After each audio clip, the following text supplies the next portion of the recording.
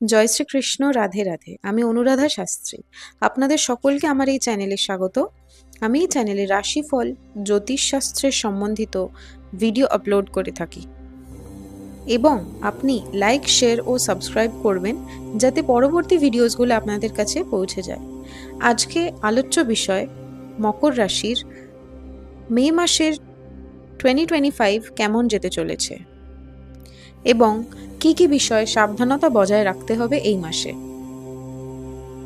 শুরুতেই বলবো, মকর রাশির জাতক জাতিকাদের শরীর স্বাস্থ্য এই মাসে বেশ ভালো বলা যায়। যাদের শরীর স্বাস্থ্য দীর্ঘদিন ধরে খারাপ ছিল তাদের শরীরও সুস্থ এবং ভালো হয়ে যাবে এই মাসে, তবে সামান্য মানসিক চিন্তা থাকবে।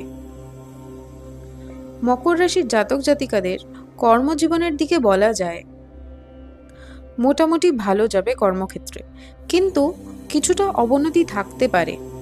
একটা ঝামেলার যোগও দেখা যাচ্ছে, তা সত্ত্বেও কর্মক্ষেত্রের মোটামুটি ভালো বলা যায়। আয়ের জায়গাটা বেশ ভালো থাকবে এই মাসে মকর রাশির জন্যে। এর সাথে দাম্পত্য জীবন, মকর রাশির জাতক জাতিকাদের এই মাসে দাম্পত্য জীবন মোটামুটি ভালো থাকবে, তবে বলা যাবে না, কারণ সপ্তমে মঙ্গল থাকায় স্বামী স্ত্রীর মধ্যে একটা গোলযোগ, মনোমালিন্য ও অশান্তির সম্ভাবনা থাকবে। মাথা ঠান্ডা করে এবং ভেবেচিন্তে প্রত্যেকটা পদক্ষেপ মকর রাশির জন্য নেওয়া এই মাসে বিশেষ প্রয়োজনীয়। লেখাপড়ার দিক থেকে বলা যায় মকর রাশির জাতক জাতিকাদের এই মাসে লেখাপড়া খুব একটা মনোযোগ থাকবে না, মন চঞ্চল, অস্থির এবং সবসময় খেলাধুলা, আড্ডা, বন্ধুদের সাথে বেরোনো, মিথ্যা কথা বলা, এইসবের মধ্যে এই মাসে দেখা যেতে পারে মকর রাশির জাতক জাতিকাদের। সেহেতু যারা মকর রাশির জাতক জাতিকারা রয়েছেন, শিশুদের উপরে বিশেষভাবে খেয়াল রাখতে হবে।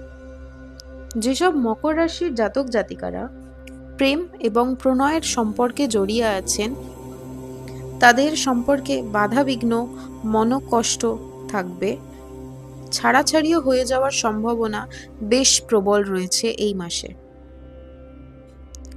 তবে এই ছিল একটি জেনারেল রাশিচক্র ফলাফল মকর রাশির জন্য, এবং কিছু জিনিস হয়তো আপনার সাথে অমিল হলেও হতে পারে আংশিকের মধ্যে, এবং সম্পূর্ণরূপে কুষ্টি বিচার, ভবিষ্যৎ গণনা ও জটক বিচারের জন্য উপরের দিয়ে যাওয়া নম্বরে কল করে বুকিং করতে পারেন, অথবা আমাদের অনলাইন কনসালটেশনও রয়েছে।